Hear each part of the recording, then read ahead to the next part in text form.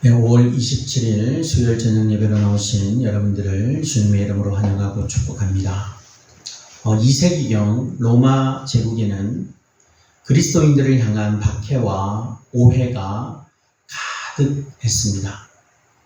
당시 사람들은 그리스도인들을 이상한 집단으로 여기기도 했고요. 심지어 근거 없는 비난과 조롱을 퍼붓기도 했습니다. 그런데 그런 시대 속에서도 세상 사람들이 놀라며 바라던 것이 있었는데요. 그것이 바로 그리스도인들의 사랑과 공동체의 모습이었다라고 하는 겁니다. 초대교회 교부였던 터툴리안은 당시 믿지 않는 사람들이 그리스도인들을 보면서 이렇게 말했다고 기록을 하고 있는데, 뭐라고 말했냐면, 보라, 저들이 서로 사랑하는 것을 이라고 말했다라는 거죠. 당시 그리스도인들은요, 병든 사람을 돌아봤고 가난한 자를 외면하지 않았으며 핍박 속에서도 서로를 가족처럼 섬겼습니다. 전염병이 돌 때는 많은 사람이 도망을 쳤지만 오히려 당시 그리스도인들은요, 그곳에 남아서 병든 사람들을 돌보았다라는 것이죠. 그래서 세상은 그런 모습을 도무지 이해할 수가 없었다라고 하는 겁니다. 왜 저렇게까지 서로 사랑하는가? 왜 자기 자신의 유익보다 다른 사람을 먼저 생각하는가? 이렇게 의문을 가졌다는 거죠. 그러나 그 이유는 단 하나였습니다. 바로 그들이 예수 그리스도의 사랑을 경험했기 때문이라는 것이죠. 사실 초대 예루살렘 교회가요, 아름다운 공동체가 될 수 있었던 이유도 바로 여기 있다는 겁니다. 그들은 단지 성격이 좋은 사람이 아니었고요, 원래부터 서로 잘 맞는 사람들도 아니었습니다. 서로 다른 지역과 서로 다른 배경과 서로 다른 삶을 가진 사람들이었지만은 십자가에서 자신들을 위해 죽으시고 부활하신 예수 그리스도의 은혜가 그들을 하나 되게 만들었다라고 하는 겁니다. 성령께서 그들의 마음 가운데 역사하셨고요, 복음이 그들의 삶을 변화시켰습니다. 그래서 그들은 함께 예배하고 함께 기도하고 함께 살아가며 살아갈 수 있었다라고 하는 거죠. 오늘 우리도 마찬가지입니다. 교회는 단순히 친목 모임만을 가지기 위한 곳이 아니죠. 교회는 예수 그리스도의 피로 세워진 공동체입니다. 그래서 교회의 중심은요, 언제나 예수 그리스도이어야 한다는 거죠. 우리가 예수님의 은혜를 깊이 경험하면 경험할수록 우리는 서로를 더 사랑하게 되고 더 섬기게 되며 더 하나가 되어져야 한다는 것이죠. 오늘 말씀을 통해 우리가 볼 때 초대 예루살렘 교회의 모습을 자세히 살펴보면서 단지 좋은 교회가 되자 이렇게 결심에 머무르는 것이 아니라 우리를 위해서 자기 자신을 내어주신 그 예수 그리스도의 복음을 다시 붙들기를 소망합니다. 그래서 그 복음의 은혜가 바로 우리 교회를 새롭게 하고 우리의 삶을 변화시키기를 소망합니다. 오늘 우리가 초대교회에 나타났던 이 말씀을 살펴보면서 정말 초대교회와 같은 그러한 교회가 될 수 있는 그런 우리의 교회고 또 우리 자신이 되기를 소망합니다. 먼저 그러면 초대교회 이 예루살렘 교회의 성도들이 힘썼던 것들이 있는데 이들이 힘써 행한 일이 과연 뭔가?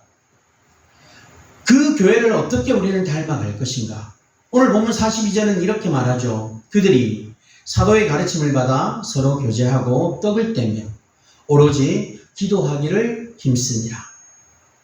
여러분, 초대 예루살렘 교회 성도들이 힘썼던 것은요, 사도들의 가르침을 받은 것, 그리고 서로 교제하고 떡을 떼는 것, 즉 영적 훈련과 친교의 모습이었다는 거죠.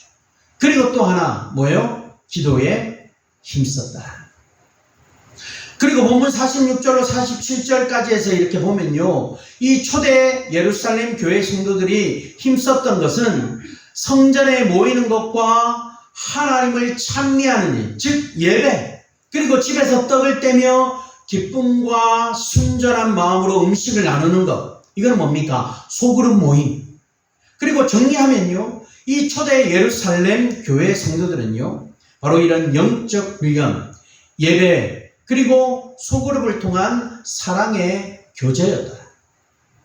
앞서 말한 것처럼요, 이 예루살렘 교회는 모든 교회들의 청사진이 될 수 있어요. 따라서 우리 교회는요, 바로 이 예루살렘 교회를 닮아가기 위해서 힘써야 한다는 거죠. 우리는 영적 훈련에 힘써야 하고요, 모여서 예배하고 기도하고 찬양하는 일을 힘써야 합니다. 그리고 소그룹 모임, 예를 들면 구역 모임이라든지 아니면 여러 가지 이런 모임들이 앞으로 있게 되면 그런 모임들을 통해서 교제함에 힘써야 한다는 거죠. 온 교회가 바로 이런 일들을 힘을 쏟아야 우리 각 사람도 이런 일들에 힘을 쏟고 헌신해야 한다. 그러면 과연 우리는 그렇게 하고 있는가? 왜? 힘써요. 예루살렘 교회는 엄청난 하나님의 은혜를 누린 교회였습니다. 그들이 누린 하나님의 은혜만 바라보고 예루살렘 교회가 가졌던 아름다운 모습을 본받지 않는다라는 것은 어불성설이죠. 우리가 그 교회가 그런 교회였구나 마음에 새겨지면 그 교회를 닮아가기 위해 힘써야 예루살렘 교회와 우리가 성도들을 본받아서 그들이 힘썼던 일들에 우리가 힘씀으로써 하나님이 주시는 은혜와 복을 풍성히 누릴 수 있는 그런 우리 교회요 성도가 되어야 하는 것. 그러면 이 예루살렘 교회와 성도를 바라보는 사람마다 오늘 성경은 또 그들을 두려워했다라고 했지만 그 교회와 성도들을 바라보면서 주변에 있는 사람들이 두려워했대요. 왜 두려워했을까? 오늘 본문 43절은 이렇게 말합니다. 사람마다 두려워하는데 사도들로 말미암아 기사와 표적이 많이 나타나니라고 했습니다. 예루살렘 교회와 성도들을 바라보는 사람들마다 두려워했던 이유가요, 사도들로 말미암아 기사와 표적이 많이 나타났기 때문이라. 성경이 구체적으로 말하지 않기 때문에 사도들의 기사와 표적이 무엇인지는 우리가 분명히 알 수는 없습니다. 다만 복음서와 사도행전에서 병 고치는 것을 기사와 표적으로 말하고 있으니 그것을 우리가 감안하면 바로 이 예루살렘 교회에서도요, 사도들로 인해서 그런 어떤 치유와 회복의 능력이 나타났다라는 것을 유추해 볼 수 있습니다. 예루살렘 교회에 일어났던 이런 일을요, 오늘 우리 시대에 우리 교회에 곧바로 적용하는 것은 참 어려운 부분이죠.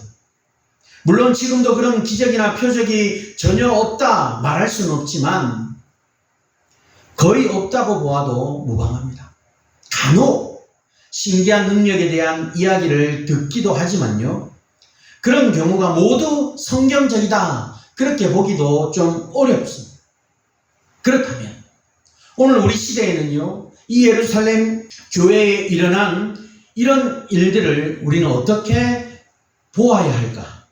비록 우리 시대에 어떤 병을 고치는 그런 신유의 능력, 그런 것이 잘 일어나지 않더라도 교회 안에서 이루어지는 성도들의 사랑과 섬김으로 정서적 상처가 회복되거나 삶에 지친 영혼들이 위로받는 일들은 지금도 여전히 계속되어야 한다는 것. 그러기에 우리 성도들이 교회를 자랑스럽게 여기고 교회 밖에 있는 사람들이 교회를 칭송하게 만들 수 있어요. 오늘 그러면 우리의 모습은 어떨까요? 우리 교회에서 깊고 깊은 사랑의 교제와 섬김이 풍성히 일어나고 있는가? 우리는 그 일들을 위해 힘써야 합니다. 그렇게 함으로 이 세상 어디에서도 없는 그런 정서적 지유와 회복의 은혜가 교회를 통해 나타나요. 세상의 사람들이 교회를 바라보면서, 아니 우리 서산좋은교회를 바라보면서 야, 저 교회는 저런 어떤 능력과 은혜가 있구나 두려워할 수 있도록 만들어야 합니다. 그 일에는요, 너나 할 것 없이 우리 모두가 동참해야 하는 일이에요. 성령 하나님을 의지하면서 예수님이 원하시는 대로 서로 사랑하고 서로 섬기는 공동체, 그리고 우리의 삶의 아픔과 기쁨을 함께 나누는 그런 공동체가 되면서 모두 치유와 회복을 경험하는, 가정의 어려움이 회복이 되고 나 개인의 어떤 문제가 해결이 되는 그런 은혜를 누릴 수 있는 것이 바로 이 교회로부터 시작되어져야 된다. 그러기 위해서는 우리가 먼저 그런 일들을 위해서 힘을 다하고 섬기고 서로와 나누고 또 그것을 위해 함께 기도할 수 있는 공동체가 되어져야 한다는 거죠.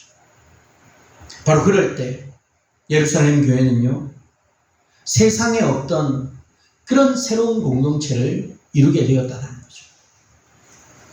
예루살렘 교회가 가졌던 그 공동체의 모습은 그러면 어떤 모습입니까? 앞서도 이야기했지만 44절로 본문 45절에는요 이렇게 말합니다. 믿는 사람이 다 함께 있어 모든 물건을 서로 통용하고 또 재산과 소유를 팔아 각 사람의 필요를 따라 나눠주었다. 예루살렘 교회의 성도들은요 다 함께 있었어요. 모든 물건을 서로 통용하고 재산과 소유를 팔아 각 사람의 필요에 따라 나눠주었다고 말합니다. 이것은요 실로 놀랍고도 완전한 공동체의 모습이라는 거죠. 어떤 신학자는요 예루살렘 교회가 세상에 다시 없던 새로운 공동체였다 이렇게 말하기도 합니다. 다 함께 있어 라고 하는 표현은요 모두가 함께 지내며 라고도 할 수 있습니다. 그들이 살던 집을 다 처분하고 공동체를 형성했다 라기보다는요 함께 지낸다 라는 말이 어울린 만큼 그렇게 깊은 교제를 나누었다 라고 하는 뜻으로 우리는 해석할 수 있습니다. 그러니 물건을 서로 통용하고 재산과 소유를 팔아 각 사람의 필요를 따라 나눠줄 수 있었다라는 거죠. 여러분, 이러한 예루살렘 교회의 모습이 오늘 우리에게 던져지는 시사점은 매우 크다. 우리도요 건강한 영적 공동체를 추구해야 합니다. 시대와 사회 환경이 다르기 때문에 예루살렘 교회처럼 꼭 같이 할 수는 없다 할지라도 믿음의 사람들은요 거룩하면서도 영적 공동체를 이루어 살아가요. 그리고 그 공동체 안에서 서로 사랑하고 서로 돕고 서로 위로하며 살아갈 수 있어요. 여러분, 우리 교회 공동체,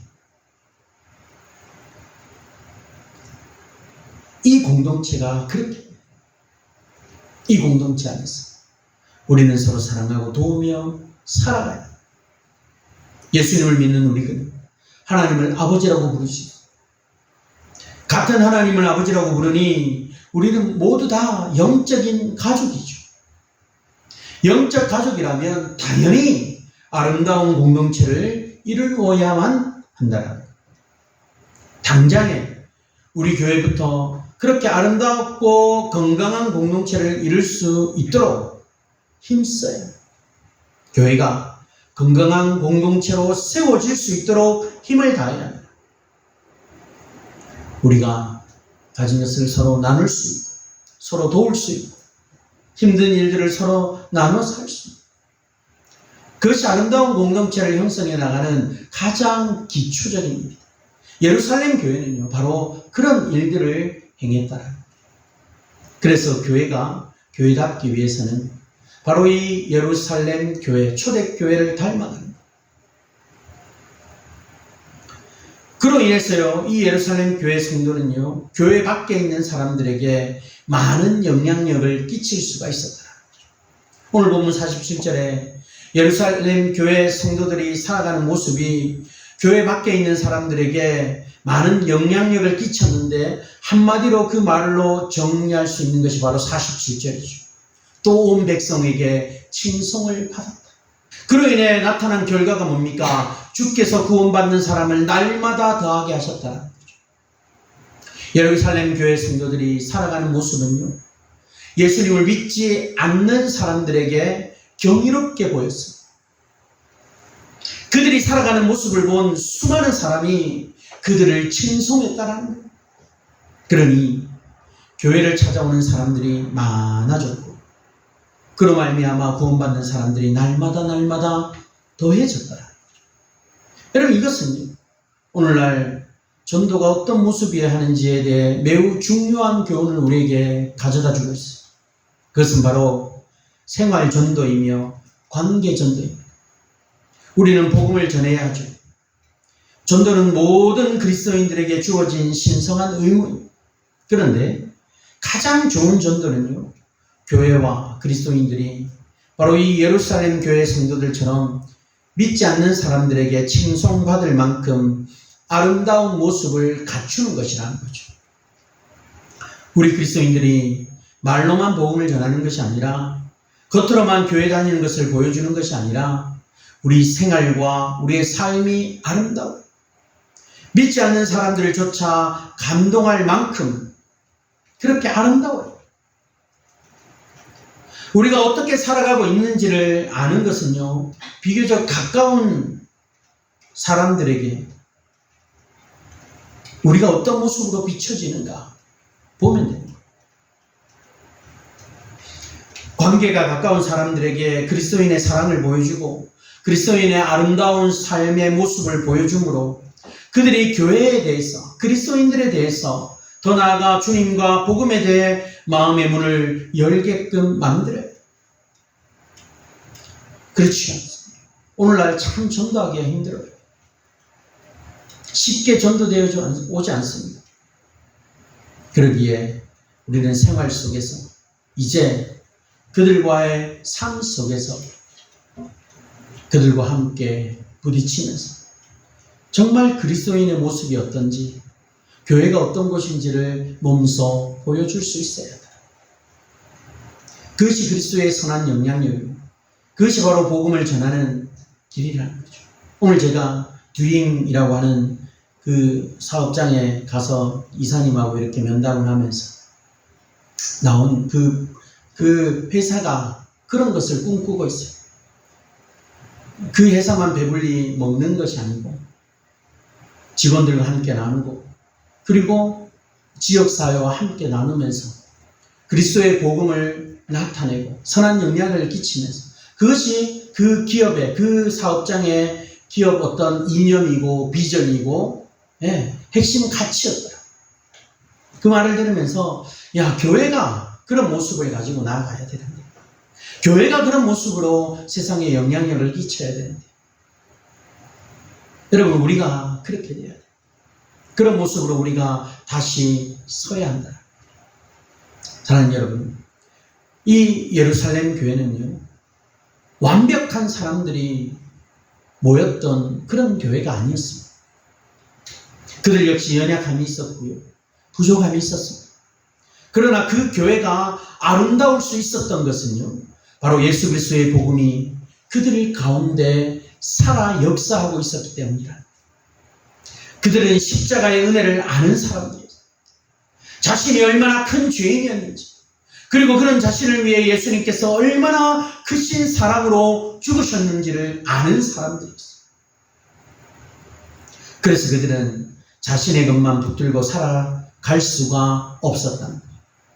서로 사랑할 수밖에 없었고, 서로 품을 수밖에 없었고, 함께 기도하고 함께 예배할 수밖에 없었다는 거죠. 복음이 바로 그들의 삶의 중심이 되었기 때문에 오늘 살아가는 우리도 마찬가지죠. 우리가 교회를 사랑할 수 있는 이유는요, 예수님께서 먼저 교회를 사랑하셨기 때문에, 우리가 서로를 용납하고 섬길 수 있는 이유는 예수님이 먼저 우리를 용납하시고 섬겨주셨기 때문에, 우리가 하나 될 수 있는 이유는 예수님께서 자신의 몸을 찢으셔서 우리를 하나님과 화목하게 하셨기 때문에 예수님은 지금도 자신의 피값으로 사신 교회를 사랑하십니다. 그리고 우리 교회가 바로 그런 초대 교회처럼 말씀과 기도, 사랑과 섬김, 예배와 교제가 살아있는 그런 공동체가 되기를 원하십니다. 그러므로 우리는 단지 어떤 프로그램이나 형식을 붙드는 것이 아니라 교회의 머리 되시는 예수 그리스도를 더욱 바라볼 수 있어요. 혹 우리의 사랑이 식어 있다면, 기도가 메말라 있다면, 공동체에 대한 헌신이 약해져 있다면 다시 복음 앞으로 나아갑시다. 우리의 힘으로 결코 초대교회 같은 공동체를 만들 수 없습니다. 그러나 십자가의 사랑이 우리의 마음을 붙들 때, 성령께서 우리 가운데 역사하실 때, 하나님은 오늘도 교회를 새롭게 하십니다. 바라기는 우리 교회가 단지 사람이 많이 모이는 교회가 아니라 예수 그리스도의 사랑이 충만한 교회가 되기를 소망합니다. 세상 사람들이 우리를 바라보면서 저 교회에는 참된 사랑이 있다 말할 수 있는 그런 교회가 되기를 원합니다. 그래서 우리의 삶과 공동체를 통해 잃어버린 영혼들이 주님께로 돌아오고 하나님께서 구원받는 사람을 날마다 더하게 하시는 그 은혜가 우리 가운데 충만하기를 소망합니다. 우리를 위해 십자가를 지시고 부활하신 예수 그리스도, 지금도 교회를 붙드시고 다스리시는 그 주님만이 우리 교회의 참된 소망이 되심을 기억하고 그 주님을 바라보며 그 복음의 은혜 안에서 함께 세워져가는 그런 저와 여러분이 되시기를 주의 이름으로 축원합니다.